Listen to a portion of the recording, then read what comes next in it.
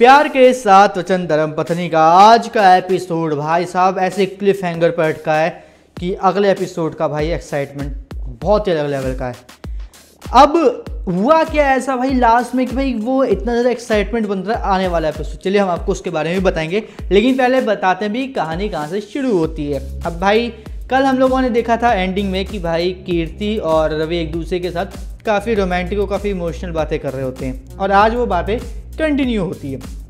तभी कीर्ति के पापा आते हैं और देखते हैं कि दोनों एक दूसरे के साथ बैठे हुए हैं और इस पर वो बोलते हैं कि क्या कहते हैं, अरे दामाद साहब, बोलता है अरे सॉरी दामाद नहीं, होने वाले दामाद जी आइए ज़रा। तो वो उस रवि को वहाँ से ले जाता है। अब जाने से पहले क्या होता है, वो ना मतलब कीर्ति उसको एक किस कर देती है गालों पर। उसको देख के वो बंदा इतना ज़्यादा खुश होता है, वो बोलता है कि आए है आज क्या बात है, आज भगवान मुझ पर इतने मेहरबान कैसे हो रहे हैं कि एक के बाद एक ऐसे ऐसे सरप्राइजेस मिल रहे हैं। और कीर्ति को क्या हो गया आज वो मेरी तरीके की बातें क्यों कर रही थी। और इन सब चीज़ों को देख रही थी काव्या एक कोने पर खड़े होकर। और जैसी कीर्ति वहाँ से गई और रवि आगे आया तो रवि को काव्या ने रोका, तो रवि रुका नहीं, वो बोल रहा कि मेरे को नहीं रुकना, मेरे को जाना है। लेकिन ज़बरदस्ती काव्या बोलती है शू, और फिर वो क्या कहती है जहाँ पे कीर्ति ने किस किया था उसके गाल पे, उस जगह को टिश्यू पेपर से बड़ी बुरी तरीके से हार्शली साफ़ कर रही होती है। अब उसके बाद क्या होता है, वो बोलता है क्या कहते हैं रवि कि तुमने आज फिर से ड्रिंक कर ली। तो बोलती है हाँ, तो क्या हुआ, ड्रिंक कर ली तो क्या। तो वो बोलता है कि इनफ इज़ इनफ, अब बहुत हो रहा है, और वो ये बोल के वहाँ से निकल जाता है। अब वो यहाँ से जैसे ये बोल के निकलता है वैसे वो बोलता है कि अब काव्या का बहुत ज़्यादा हो गया, अब मुझे कीर्ति को इस बारे में सब कुछ बताना ही पड़ेगा। फिर हमें दूसरी साइड दिखाया जाता है कि जो डीसीपी साहब हैं और वो क्या कहते हैं प्रतीक्षा के यहाँ पर आ गए हैं और उनकी और क्या कहते हैं प्रतीक की बातचीत हो रही है। और इसी बीच में क्या होता है, जो प्रतीक की बीवी है यानी कि प्रतीक्षा की चाची है, वो मल्हार को बोलती कि जाके तो डीसीपी को थोड़ा सा मतलब क्या कहते हैं मक्खन लगाएगा, उनको अपनी तरफ लेगा, उनको अपनी बातों में घुमाएगा, तो क्या पता फिर जल्दी से प्रमोशन हो जाए, जल्दी से देखो नौकरी मिल जाए।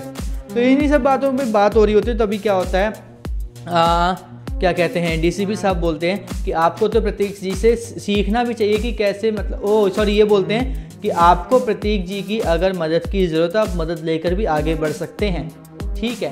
तो इस पे मल्हार के मुंह से निकलता है हाँ वही तो मैं कर रहा हूँ मतलब वो बोलता है कि हाँ मतलब प्रतीक की मदद लेके इन्हीं सब चीज़ों की मदद लेके वो आगे बढ़ने की कोशिश कर रहा है। इस चीज़ को देख के भाई प्रतीक भी तुरंत मुड़ के देखता है और वैसे ही डीसीपी भी खड़ा हो जाता है बैठा हुआ और बोलता है कि क्या बोल रहे हो तुम। तो फिर वो बात घुमा के बोलता है कि नहीं ऐसी कोई बात नहीं, मेरा मतलब ये था कि मैं उनसे सीख रहा हूँ कि किस तरीके से एक दूसरे की मदद करनी चाहिए, कैसे क्या करना चाहिए ताकि मैं आगे चल के देश की मदद कर सकूँ।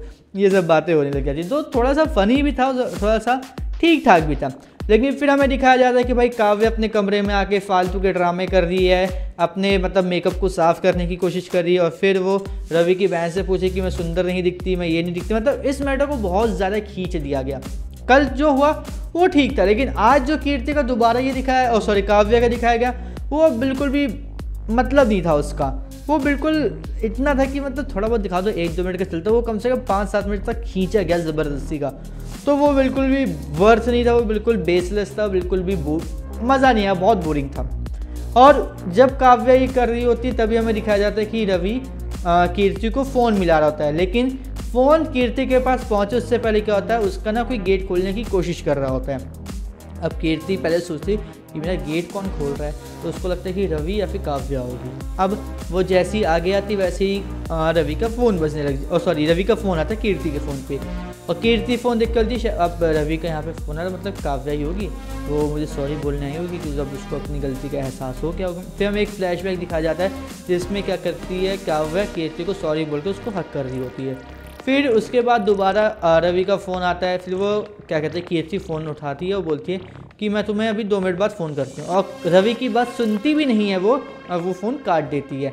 अब यहाँ पे रवि कुछ बोलता है उससे पहले फ़ोन कट हो चुका था और तभी हमें देखने को मिलता है कि कीर्ति गेट खोल देती है और ठाकुर और उसके बाकी जितने भी 2-3 लोग हैं वो सब वहाँ पे खड़े होते हैं, वो अंदर घुस जाते हैं और फिर कीर्ति को बताते हैं कि वो कौन है, वो ठाकुर साहब हैं जिसको वो ढूंढने की कोशिश कर रही थी इतने टाइम से। वो ये दिखाने, मतलब जिसका चेहरा नहीं देखा उसके खिलाफ उसने PIL फाइल कर दी है, ये है वो है, मतलब अपने इंट्रोडक्शन देते हैं इनडायरेक्टली। फिर बोलते हैं कि अरे ठाकुर साहब हूँ मैं ठाकुर हूँ जिसके खिलाफ तुमने PIL फाइल किया, तो देख के वो डर जाती है। अब मुझे यहाँ पे एक चीज़ थोड़ी सी अजीब सी लगी, कीर्ति जो थी वो इतनी ज़्यादा बनती कि आए मैं तो किसी से डरती नहीं हूँ, ये नहीं है वो नहीं, तो फिर यहाँ पे अचानक से उसे क्या हुआ कि एकदम से टूट गई, डर गई और बिल्कुल उस तो चिल्लाया नहीं, कुछ भी नहीं किया।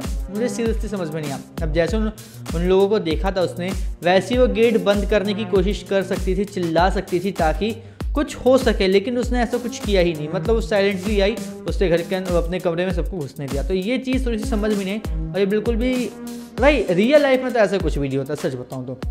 रियल लाइफ में तो कहीं दूर दूर तक ऐसा नहीं होता कि किसी ने आपका गेट खोला और आप उनको जानते हो, घर के अंदर घुसे चिल्ला रहे हो, आपने चिल्लाया भी नहीं।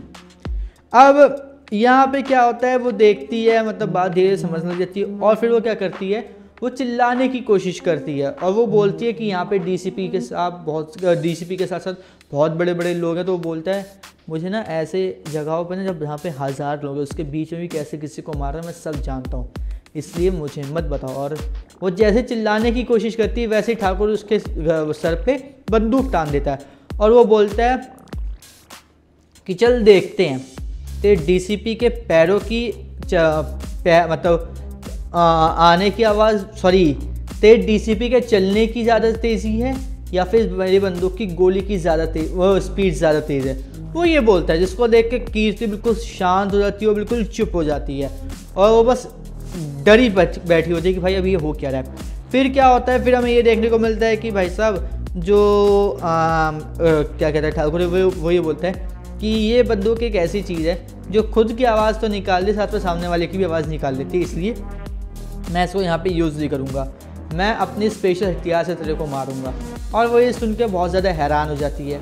अब वो वहाँ से भागने की कोशिश करती, तभी रघु उसको पकड़ के दोबारा गिरा देता है और वो नीचे गिर जाती कीर्ति ज़मीन पर।